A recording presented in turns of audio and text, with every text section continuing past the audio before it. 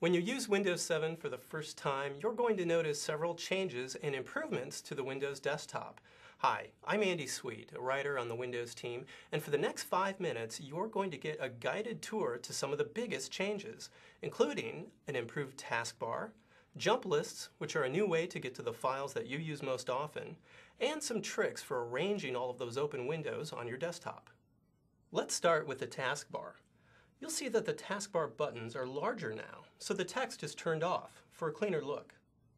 You might also notice that the old Quick Launch area is gone. In Windows 7, you can think of the entire taskbar as a Quick Launch area that you can pin programs to. Just right-click a program on the Start menu and click Pin to Taskbar, or just drag the program's icon directly to the taskbar. Now you can click the pinned button to open the program. You can also move taskbar buttons around now and put them in the exact order you want. And this is a change I know many of you have asked for. To get to your files, you might be looking for the old My Recent Documents or Recent Items list on the Start menu. There's something better now. They're called jump lists. These are short menus that help you quickly get to those files that you use the most.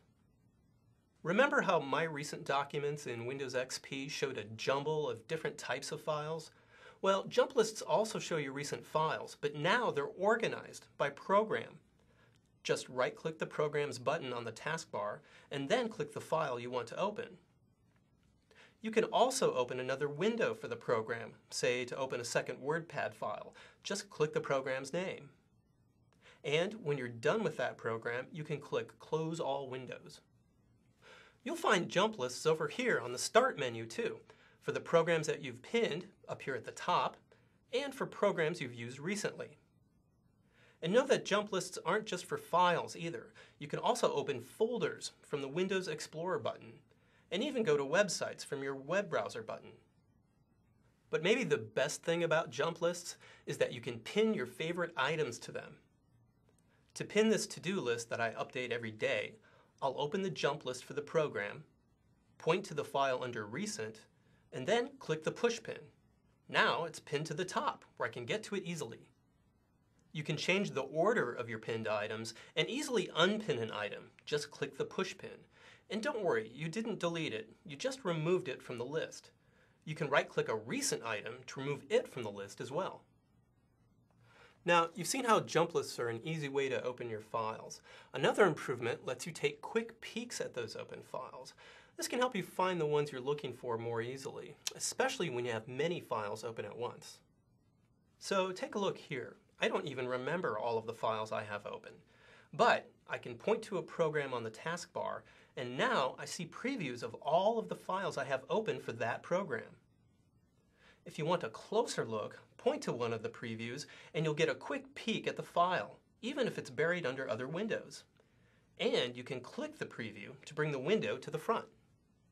Now, to get a quick peek at the desktop, you'll still want to use the Show Desktop button, but, and here's another change, it's over here now, in the corner, so it's an easier target to hit.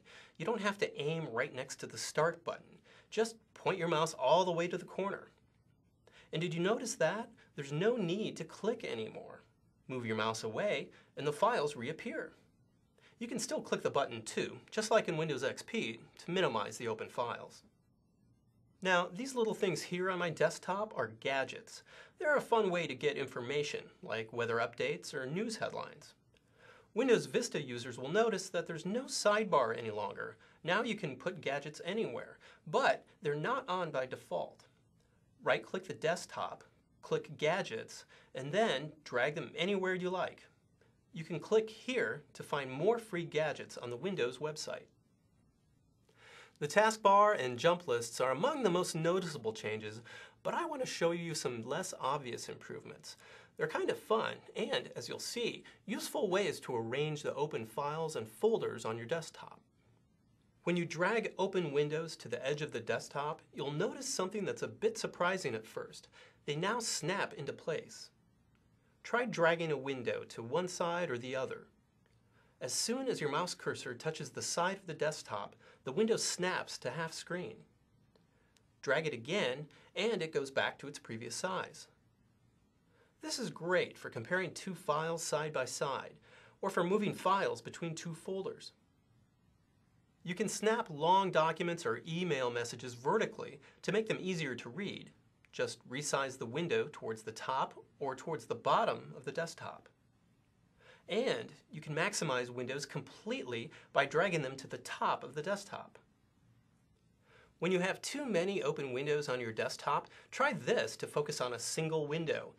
Click the top of a window and then shake it by quickly dragging it back and forth. All of the other open windows then minimize. Shake it again and everything pops back up.